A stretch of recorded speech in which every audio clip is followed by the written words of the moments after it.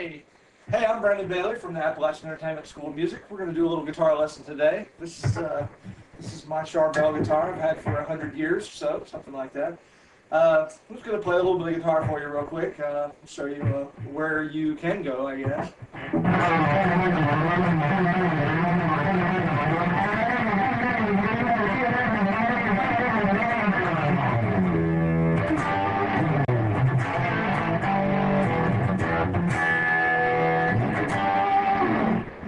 Anyway, let's start off with the basics of the guitar today. These are fairly standard. You'll find within most guitars that there are several different types of things. Main thing is you have guitar strings. These areas right here are called frets. They allow the notes to change whenever you play the string. These are the pickups. Basically what happens here is whenever the string vibrates, these pickups generate a little magnetic field, and the strings interrupt this magnetic field, and that's turned into an electronic signal that comes out of the guitar and into the system here. These switches on here are basically on-off switches and several different types of setups. Usually there's like a slider that switches between things, between pickups. This one has switches for each pickup. This one turns this pickup on, this one turns this pickup on, this one turns this pickup on.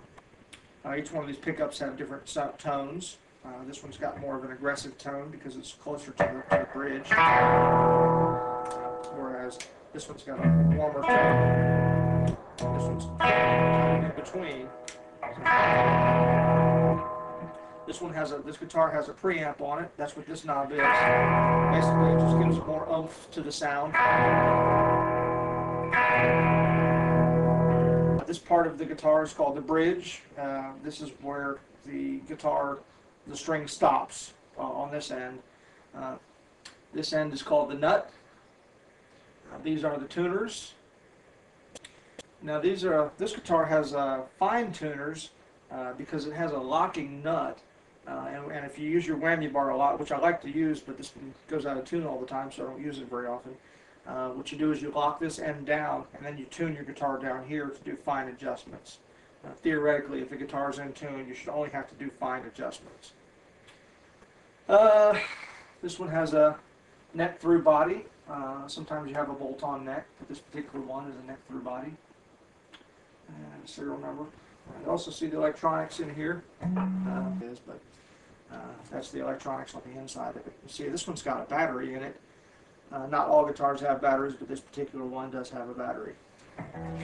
Alright, enough on the guitar itself. I do want to show you guys the pod. This is the unit that I play guitar through. There's several different types of units like this. I really do like the pod. It's got MIDI inputs on it, so I can go online and find different sounds that I like and incorporate them into what I do. Okay.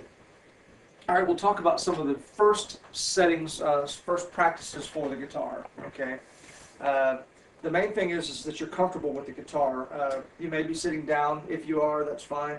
But standing up, you need to hold the pick in a comfortable fashion. Now, some people teach you to hold the pick like that. I'm not saying that's wrong. That's fine. Whatever feels comfortable to you. I personally prefer to hold it with these two fingers. And I kind of turn it around sometimes for different angles of the pick, and this just seems a little less controllable to me, but that's just my opinion. So anyway, so I suggest you hold the pick somewhat like this, and sometimes you use the edge depending on what kind of a sound you might want to get. And you can get a different sound from strumming and from picking. So there's several different ways to pick it. You can strum it, you can kind of rake across it, and then you can pick individual strings. So those are different kinds of sounds, just briefly on what you can do with your pickup, or with your pick. With your left hand, you're going to kind of want to do this thing. I don't know what else to call it. I've been calling it duck hand. Basically, you make your hand in kind of whack, whack, whack, whack sound. And you hold the guitar like this with your thumb, a little bit kind of low, and or in the middle of the neck in the back. Oftentimes you find and you see people that kind of throw their thumbs across the top. Not to say that this is wrong, but to get the optimum from your fingers, you're going to need to move your hand into kind of this position. so you can really get full movement of your hands. Up here, you're kind of limited on where your hands can go. On the front side of the guitar, you're going to have kind of as a comfortable position or as a starting position. I like to put my fingers, every finger gets a fret, basically. And you'll notice that whenever you play a note, you're going to want to play it kind of close to the back side of the fret that you're hitting. The further back you get, the more difficult it is to play. So the closer to the front side of the fret that you can get without getting on top of it, the easier the note is to play. So just as a standard position, kind of put your hand up there and feel like that your thumb is in the middle and the back and your fingers are flat in every fret here. Should be able to make a sound. The very first exercise we do, well, first before anything else, it's always good to tune your guitar. Almost all guitars are going to go out of tune when they're just sitting around.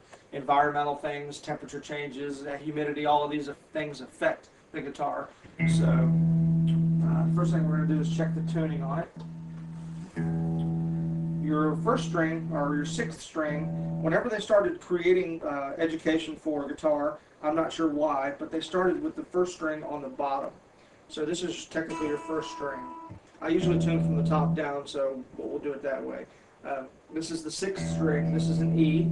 We have E, A, D, G, B, E. Unfortunately, the guitar was pretty close to in tune.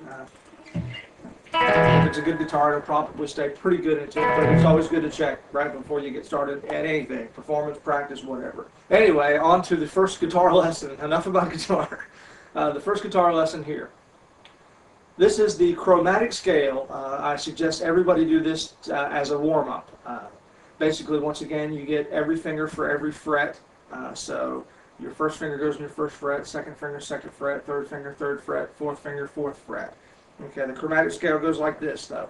We go open, first fret, second fret, third fret, fourth fret, and then we go to the next string. Same thing.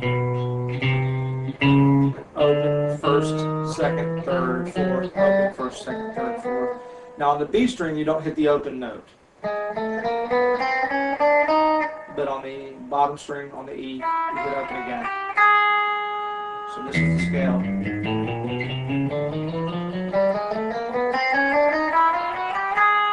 Once you get to the top, you can go back down.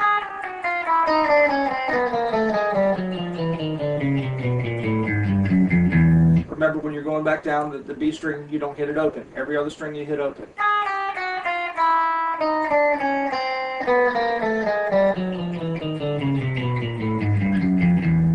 That's your very first warm-up exercise. A couple of things you wanted to make note of is make sure your fingers aren't working too much. Even mine work a little bit more than they need to, but you can imagine you really only have to move your finger, slide them out to make it to do the actual exercise. So the less you can move your hand, the better off you're going to be training yourself for speed and wherever you want to go with that. So that's the very first exercise I would like to do. I will include on the website here some other chords that you can play that are good starting chords. I like to start off with the G. You can play the G this way, or you can play the G this way. There's really no difference as far as like tone.